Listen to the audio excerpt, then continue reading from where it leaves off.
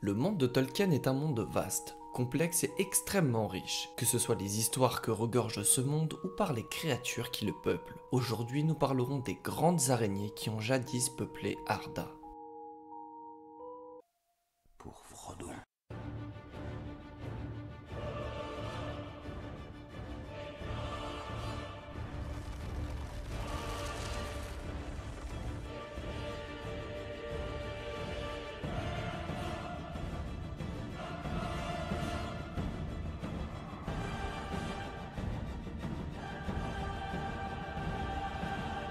Parmi les êtres les plus répugnants qui aient jamais peuplé Arda figuraient les grandes araignées. Elles étaient sombres et pleines d'envie, d'avidité et du poison de la malice. Le plus grand des êtres qui prirent la forme d'une araignée fut Ungoliant. Cet esprit puissant et maléfique entra dans le monde avant la création des arbres des Valar. Dans le désert d'Avatar, entre le Pelori et la mer froide et Terre du Sud, Ungoliant vécut longtemps seule. Elle était effrayante et vile et tissait une toile d'obscurité, appelée lumière noire d'Ungoliant, que même les yeux de Manwë ne pouvaient pas pénétrer. Manwë était visiblement le chef des Ernur, le roi des Valar, et était celui qui comprenait le mieux la volonté d'Eru, qui est plus ou moins le dieu dans le monde de Tolkien. Manwë fut nommé souverain d'Arda, d'où son titre le plus courant, le roi aîné. Fin de la parenthèse, reprenons l'histoire avec Ungoliant.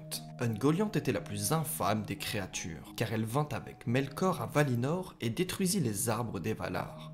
Et tandis qu'elle dévorait leur lumière, elle tenta de faire de Melkor lui-même sa proie. Si les Balrogs ne l'avaient pas alors fouetté avec leur fouet de feu, elle aurait dévoré le Seigneur des Ténèbres en personne. C'est ainsi que ce cœur des Ténèbres entra à Beleriand et pénétra à Nandud-Corteb, dite la vallée de l'épouvantable mort, où vivaient d'autres monstres de sa race. Bien que moins énormes et moins puissantes qu'Ungoliant, ces araignées possédaient une immense force. Melkor les avait engendrées longtemps auparavant, parmi les monstres malfaisants nés avant l'apparition de la lumière des arbres. Ungoliant se reproduisit avec elle, et peu d'elfes ou d'hommes osaient pénétrer dans la vallée. Peut-être qu'Ungoliant représentait-elle un mal trop gigantesque pour que le monde la contienne. Plus tard, elle voyagea au-delà de Beleriand dans les pays du sud, poursuivant tout ce qu'elle pouvait consommer. Et il est dit que sa faim dévorante, elle finit par se manger elle-même dans les déserts du sud. À Nandud-Corteb, ses nombreuses filles vécurent pendant tout le premier âge du soleil. Quand le continent fut anéanti dans la guerre de la colère, peu d'entre elles réussirent à survivre au raz-de-marée. Parmi les quelques survivantes, une grande araignée du nom d'Arachné ou Shelob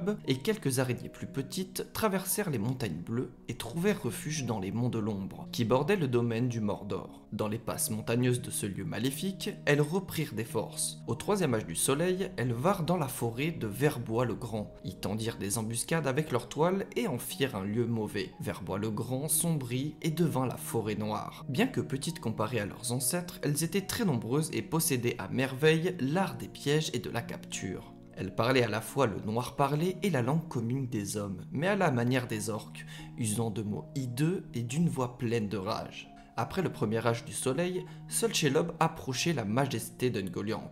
Elle habitait la passe de Cirith-Ungol, la passe de l'araignée, dans les monts de l'ombre. Elle y vécut pendant 2 âges, et si de nombreux guerriers d'Undain et elfes entrèrent dans son domaine, aucun ne put l'affronter. Elle les dévora tous. Toute grande et forte qu'elle fût, Shelob vit sa longue existence s'achever avant la fin du troisième âge. Il est possible qu'elle ait trouvé la mort suite à son combat contre Sam, mais là encore je ne suis pas sûr de cette information, alors prenez-la avec des pincettes. Après que Shelob fut mortellement blessé, Mordor et Dol Guldur furent détruits et les araignées des monts de l'ombre et de la forêt noire périrent. Voilà, cette vidéo est maintenant terminée, j'espère sincèrement qu'elle vous aura plu. Si toutefois erreur il y a eu, je vous invite à laisser une petite trace dans les commentaires, puisque c'est fait pour ça.